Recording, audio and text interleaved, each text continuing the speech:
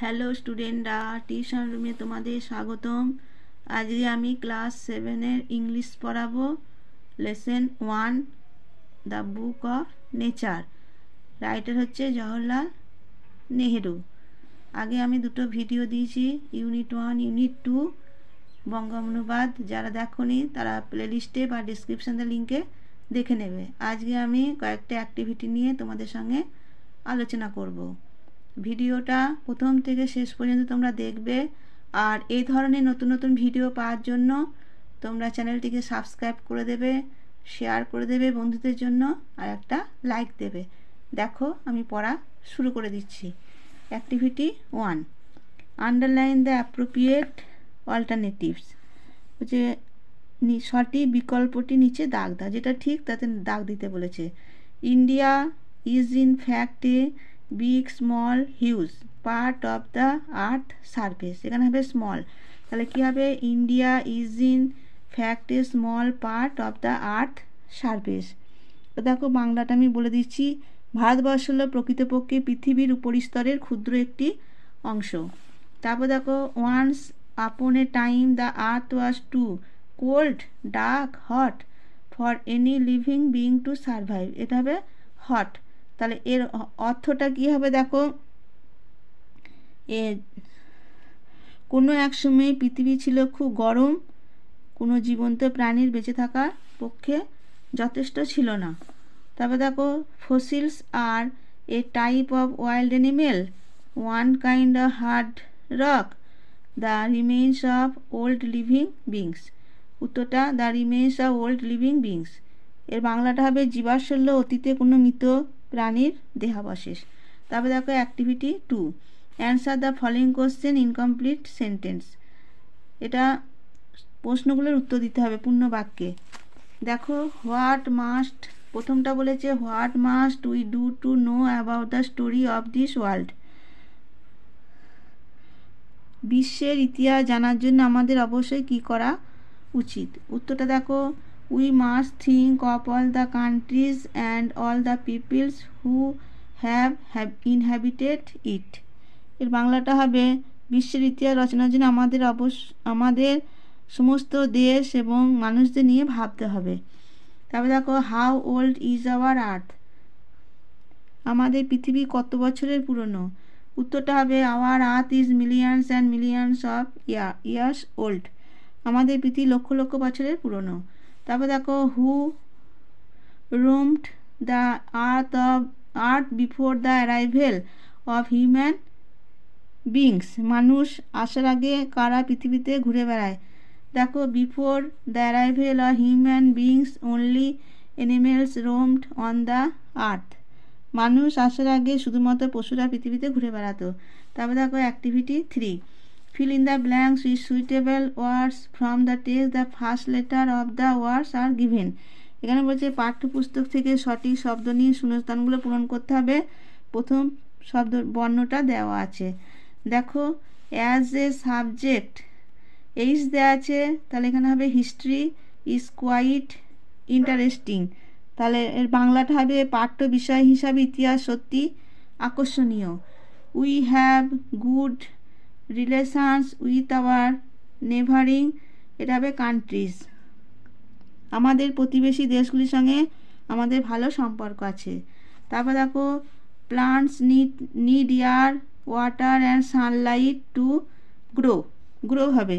তাহলে এটা হবে গাছপালার বেড়ে ওঠার জন্য বাতাস, জল ও সূর্যালোকের প্রয়োজন হয়।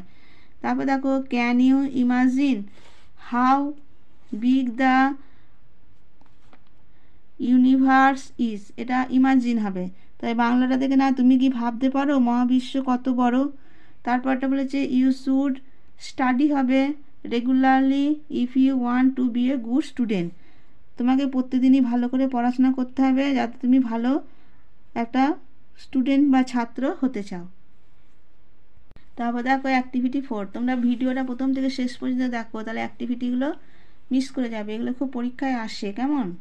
দেখো, make meaningful sentence with the following words. এখানে নিচের শব্দগুলো দিয়ে বাক্য রচনা করতে হবে। ইন্টারেস্ট মানে হচ্ছে আকর্ষিত করা। দেখো, I have great interest in science, বিজ্ঞানে আমার আকর্ষণ আছে।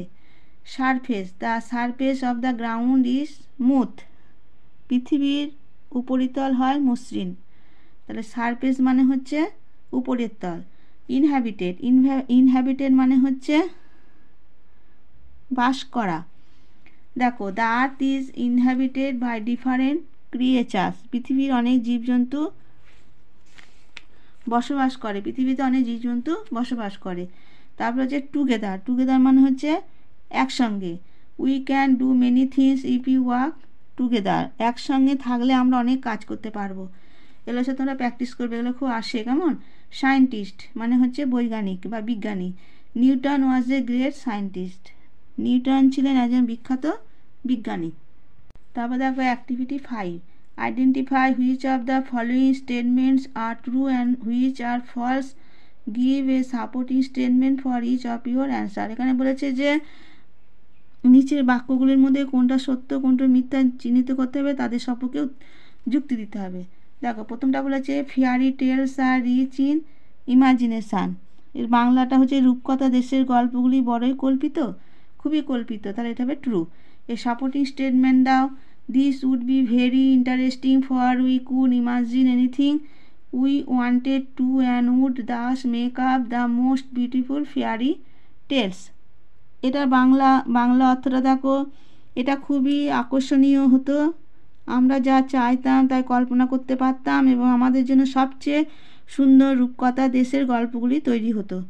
তারপর এটা দেখো, we have no means to know about the far off day, পুরনো দিনের কথা আমাদের জানার কোনো উপায় নেই। ফলস হবে, উপায় আছে, ফলস হবে, এটা ভুল। দেখো সাপোর্টিং স্টেটমেন্ট দেখো, but although we have no books written in those far off days as a book would, এটা সাপোর্টিং বলেছে যে যদিও ওই সমস্ত পুরনো দিনের লেখা কোনো বই আমাদের নেই, কিন্তু সৌভাগ্যবশত আমাদের কাছে এমন কিছু জিনিস আছে যেগুলো ঠিক বাইরে বলা কথার মতোই আমাদের অনেক কিছু বলে। তারপরে প্রশ্নটা দেখো, তারপরটা দেখো, the alphabet of nature is like the Hindi or English alphabet. এটা বলেছে প্রাকৃতিক বর্ণমালাটি হিন্দি বা ইংরাজি বর্ণমালার মতোই, ঠিক, এটা আবার ট্রু হবে। তা সাপোর্টিংয়ে দেখো, so you must learn in the alphabet of nature before you can read her story in her books of stone and rock. এর বাংলাটা দেখো, বাংলাটা হবে, ফলে প্রকৃতির নুড়ি ও পাথরের বইয়ে তার কথা পড়তে হলে আগে তোমাদের প্রকৃতির বর্ণমালা অবশ্যই শিখতে হবে। তারপরেরটা দেখো, we can learn a to about world from the rivers and mountains, এটা বলেছে যে আমরা আমাদের পৃথিবী সম্পর্কে অনেক কিছু জানতে পারি নদী ও পাহাড় থেকে, সত্যি কথা, তাহলে এটা হবে ট্রু। তারপরে সাপোর্টিংয়ে দেখে নাও, you so much how much more could we learn from all the rocks and mountains and the many other things we see round us. তাহলে এটার বাংলা অর্থ হবে, একটা ছোট নুড়ি যদি তোমাকে এত কিছু বলে তাহলে আমরা সমস্ত পাহাড় পর্বত থেকে কি আমাদের চারিদিকে দেখা অন্যান্য জিনিস থেকে আরও কত কি শিখতে পারি। তারপর দেখো activity 6, complete the following sentence with information from the text, পাঠ থেকে তথ্য নিয়ে বাক্যগুলো সম্পূর্ণ করতে হবে।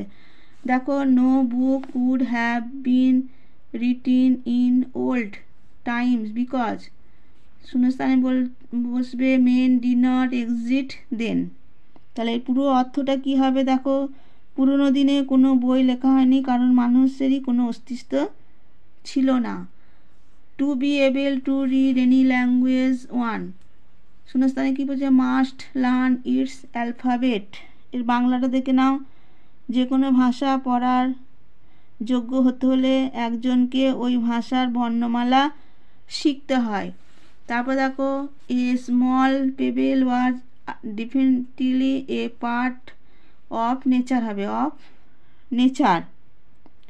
একটা ছোট নুড়ি অবশ্যই কোনো প্রকৃতির অংশ। তারপরেরটা দেখো, on the beaches on the seaside little children, ফাঁকা জায়গায় বসবে, can play and make castles out of the sand, সমুদ্রের ধারে কোনো সমুদ্র তটে ছোট ছেলেমেয়েরা খেলতে পারে এবং বালির দুর্গ তৈরি করতে পারে। এগুলো তোমরা সব অ্যাক্টিভিটিগুলো ভালো করে করবে। এখান থেকে অনেক অনেক পরীক্ষাতে আসবে, অনেক কিছু পরীক্ষায় আসবে। তোমরা ভালো করে বারবার করে প্র্যাকটিস দেবে, কেমন? তারপর দেখো অ্যাক্টিভিটি 7। অ্যাক্টিভিটি 7-এ বলেছে fill in the following chart information from the text, তালিকাটা পূরণ করতে হবে। এখানে স্টেটমেন্ট আছে, রিজন আছে। স্টেটমেন্টে দেখো, fairy tales need not be true, রূপকথার গল্প বা পরিদেশের গল্প সত্যি না হলেও চলে। এখানে দেখো এটা উত্তরটা হবে রিজন, কারণটা কি? Because they are based on imagination, কারণ ওই মূল ঘটনাগুলি কল্পনা নির্ভর। তারপরটা দেখো, a piece of rock looks different from a pebble, এক টুকরো পাথর বা শিলা দেখতে নুড়ির থেকে আলাদা। কারণ দেখো, রিজন মানে কারণ দেখো, because A piece of rock or stone has rough surface and আনএভেন corners but A payable is round and smooth. এর বাংলাটা হবে, কারণ বড় পাথর বা শিলা কোণার উপরিতল অমসৃণ এবং কোণগুলি এবড়ো খেবড়ো, কিন্তু এটি নুড়ি গোলাকার এবং মসৃণ হয়। তারপর দেখো, a bit of rock from some mountain side reaches a little valley, এটা কি বলেছে? পর্বতের পাশ থেকে এক টুকরো বড় পাথর এসে পৌঁছায় একটি উপত্যকায়। কারণটা কি হবে? Because the rain water washes the bit of rock down to the little valley, বাংলাটা হচ্ছে, কারণ বৃষ্টির জল বড় শিলার টুকরোকে ধুয়ে নিয়ে যায় ছোট উপত্যকায়। তারপর দেখো, all pebbles do not become sand, সমস্ত নুড়ি বালিতে পরিণত হয় না। কারণটা কি হবে? Because river does not carry all the pebbles, মানে কারণ নদী সমস্ত নুড়িগুলি সমুদ্রে বহন করে না। আমি আজকে অ্যাক্টিভিটি 1 থেকে 7 পর্যন্ত তোমাদের পড়িয়ে দিলাম। বাদ বাকি অ্যাক্টিভিটিগুলো তোমাদের পরের ভিডিওতে দেব। সেই জন্য পরের অ্যাক্টিভিটিগুলো পাওয়ার জন্য তোমরা চ্যানেলটিকে সাবস্ক্রাইব করে রাখো, শেয়ার করে দাও বন্ধুদের জন্য, আর একটা লাইক দেবে আর কমেন্টস করবে পড়াটা কেমন লাগলো। ঠিক আছে, আজকে আমি ভিডিওটা এখানেই শেষ করলাম।